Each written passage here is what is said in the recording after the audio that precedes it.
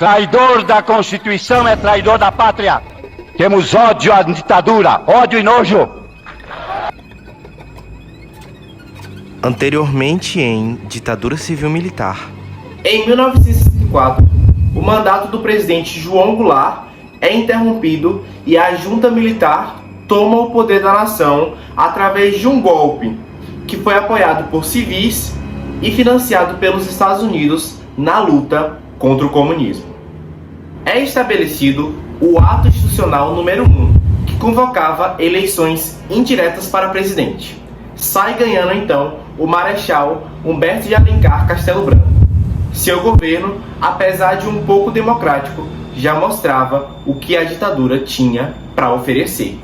Cabe ressaltar que dentro do seu governo foram criados 4 atos institucionais. Em 1967, após o mandato de Castelo Branco, entra no poder o general Arthur da Costa e Silva. Cabe ressaltar o ato institucional número 5, que dava plenos poderes ao presidente, caçava habeas corpus e, acima de tudo, endurecia o regime. Após a imposição do AI-5 em 1968, Arthur da Costa e Silva acaba sofrendo um infarto e morre. Fique agora com o episódio de hoje.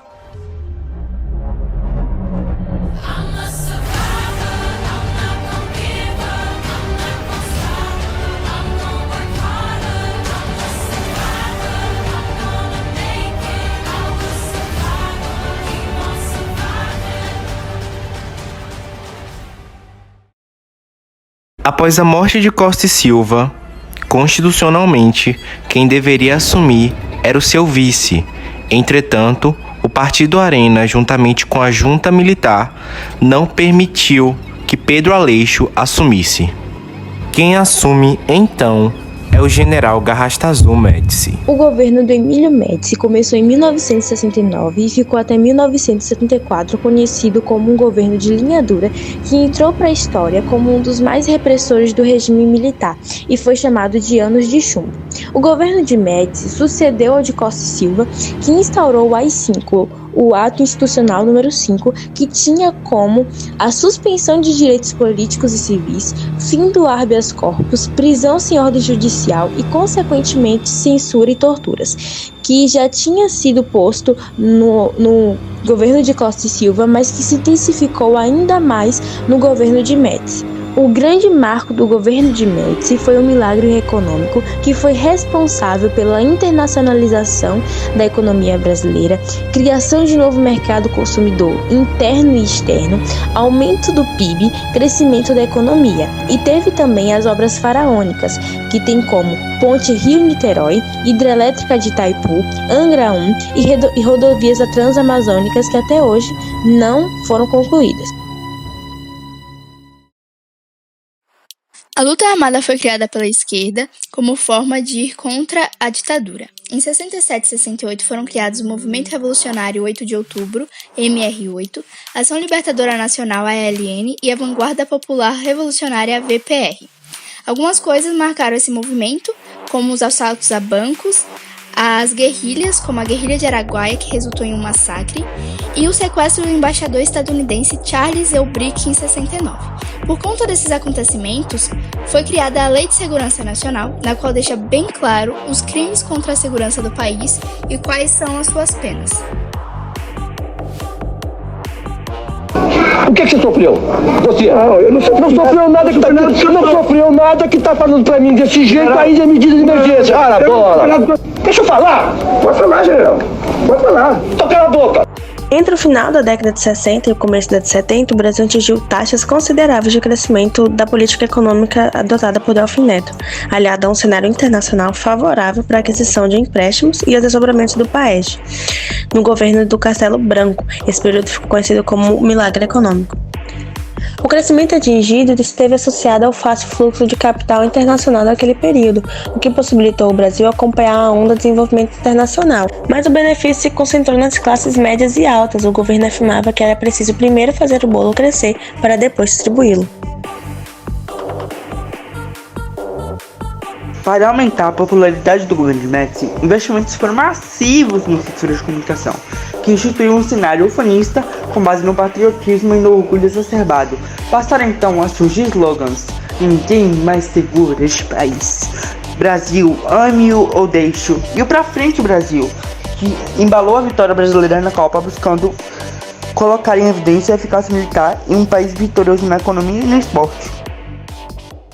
Ao fim de seu mandato como presidente, Médici abandonou a vida pública, declarou-se contrário à anistia política assinada pelo presidente João Figueiredo, que havia sido chefe da Casa Militar durante seu governo, qualificando-a como prematura, e foi sucedido em 15 de março de 74 pelo general Ernesto Geisel. O governo de Geisel durou de 1974 a 1979. Quando Geisel assumiu a presidência do Brasil, a economia mundial passava por importantes mudanças que refletiam no modelo de desenvolvimento adotado pela ditadura. O governo marcou a transição ao processo democrático. Ele extinguiu o ato institucional e concedeu a anistia política a várias pessoas. Geisel lançou o segundo PND, Plano Nacional de Desenvolvimento, que procurava estimular a produção de insumos básicos como petróleo, aço e alumínio, e ampliar a capacidade energética do país. Geisel lançou, em 1977, o Pacote de Abril, que foi um conjunto de leis como medidas tomadas para as eleições de 1978, além de lançar a Lei Falcão, que proibia qualquer tipo de propaganda partidária. Os Estados Unidos agora se baseava em uma nova estratégia para recuperar o seu prestígio: a associação da política estadunidense em prol dos direitos humanos. Logo, o apoio estadunidense às ditaduras latino-americanas tornava cada vez menos incondicional.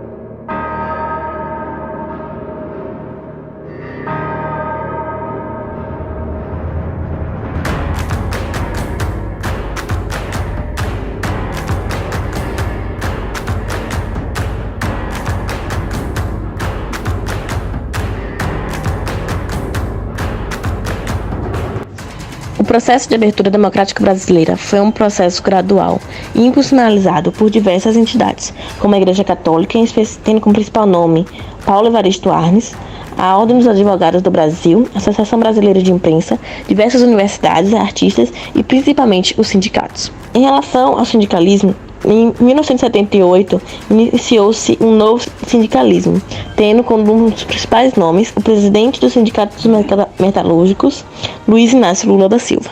Em meio a todo esse cenário, um dos maiores desafios de Geisel foi tentar controlar e conciliar os militares para que a dissociação da ditadura não fosse um processo de punição aos militares que estavam no governo. E outras questões também que atingiram esse processo de abertura da ditadura foi o assassinato de algumas pessoas, nomes importantes, e o lançamento do Pacote de Abril.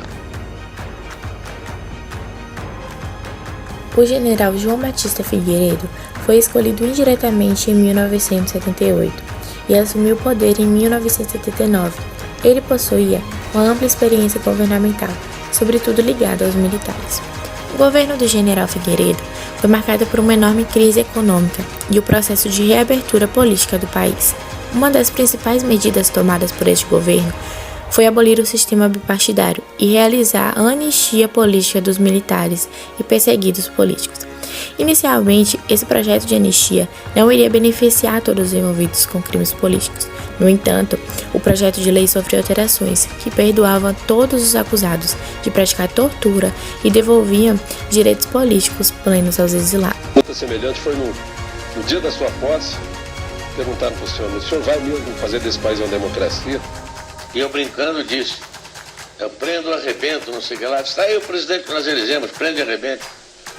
Mas o senhor disse prendo e arrebento. E no episódio do Rio Centro, o senhor, enfim, o senhor fez essa democracia, está aí, chegamos à eleição, o senhor não precisou prender nem arrebentar. Mas no episódio do Rio Centro houve quem esperasse que o senhor prendesse e arrebentasse. O governo do general Figueiredo foi marcado por uma enorme crise econômica e o processo de reabertura política do país. Uma das principais medidas tomadas por esse novo governo foi abolir o sistema bipartidário e realizar a anistia política dos militares perseguidos políticos. Inicialmente, o projeto de anistia não irá beneficiar todos os envolvidos com crimes políticos. No entanto, o projeto de lei sofreu alterações que perdoavam todos os causados de praticar tortura e devolver direitos políticos aos deportados. A proposta foi rejeitada pela Câmara. Está encerrada a sessão. Você acha que a eleição para presidente da República deve ser direta? Que restabeleça a democracia no país. Segundo ato da promulgação. O documento da liberdade, da democracia. Tancredo Neves para presidente da República. José Sarney para vice-presidente da República. O Direta Já foi um movimento que procurava a aprovação da ementa Dante de Oliveira. Essa ementa tinha o objetivo da ocorrência de eleições diretas para a presidência do Brasil em 1985. Como principais nomes do movimento temos Tancredo Neves, o próprio Dante de Oliveira que propôs a ementa e Ulisses Guimarães. Ele ocorreu por meio de vários comícios em muitas cidades do país, que juntava muita gente para este objetivo. Por muitas vezes, o movimento foi sabotado, como por exemplo em janeiro, que apareceu no Jornal Nacional uma manifestação do Direta Já com a praça da Sé de São Paulo completamente lotada, mas para não se mostrar que o movimento tinha força, disseram que era um movimento em comemoração ao aniversário da cidade, mas na verdade era uma manifestação do Direta Já. E outro ponto muito importante, muita gente aderiu ao movimento, teve sim uma grande revolução no Brasil, é considerada inclusive uma das maiores manifestações do nosso país. Todo mundo na rua de blusa amarela. Eu achei que era ela puxando um cordão 8 horas e danço de blusa amarela. Povo paga imposto, é uma exigência, mas quem paga também pode cobrar. Que os poderes se dão a evidência, só há uma solução. Porém, a ementa não foi aprovada. Foi aprovado que seria uma eleição onde civis poderiam se candidatar. E assim, a ditadura desmoronou. A nação brasileira, então, sentia os pilares da democracia sendo devolvidas à sua estrutura original.